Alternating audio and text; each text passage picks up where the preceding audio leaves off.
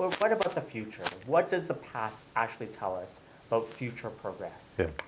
Well, you have to separate that out for children and for adults. So let's just speak about children's mortality. Okay. In 1950, about 25%, 23% to be exact, of all the children born in the world would be dead before age 5. That is now down to about 6%. So, but still, that means about 7 million child deaths occur a year in the world. But that's dramatically down. Absolutely.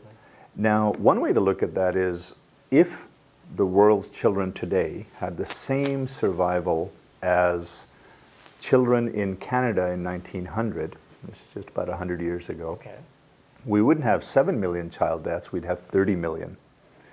Conversely, if the world's children had the same survival as we have in Canada now for children, you'd only have 1 million deaths. Wow. Now that's the difference exactly as you showed and as Sam Preston has talked about, the technology shifts. Absolutely. But that also is an interesting way to think about where might we get.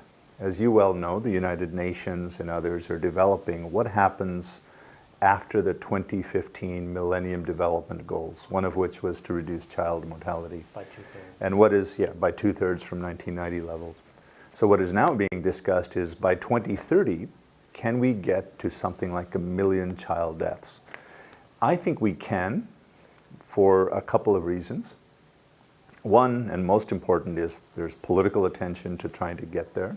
Okay. The second is, as your research has shown, the cost for saving a child's life is getting cheaper and cheaper.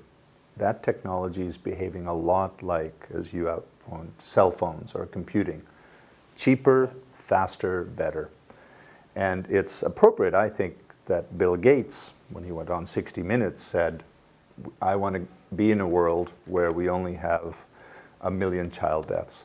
And he wants to see it in his lifetime, presuming that he's going to live another 20, 30 years. I think we'll get there. I'm optimistic because of the nature of the technology curve and because of political attention.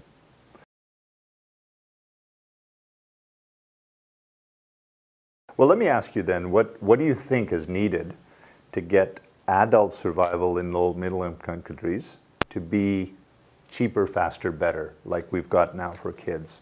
So we have to take the lessons that we learn from children. Mm-hmm. I mean, you said it very elegantly about the future progress of bringing it down to 1 million deaths. Mm-hmm. We need focused attention, Mm-hmm. we need political will, and we also need more research. That research has to be new tools to bring down the deaths, but Mm-hmm. also the diffusion of these tools. Yeah. So we have to make them cheaper, but we have to make them simpler, we have to make them easier, we have to have more of them around that work in different contexts. Well, I'm glad you raised that. Later on in the course, we will be talking about adult survival, including having Richard Pito talk about what are the ways of improving adult survival. And these same ideas of tools to improve them will also be discussed. And we'll also be talking about how important it is to measure the causes of death in adults as a way of understanding how to reduce deaths. So, Well, thanks, Ryan. It was a real pleasure to have you with us. Okay, thank you very much.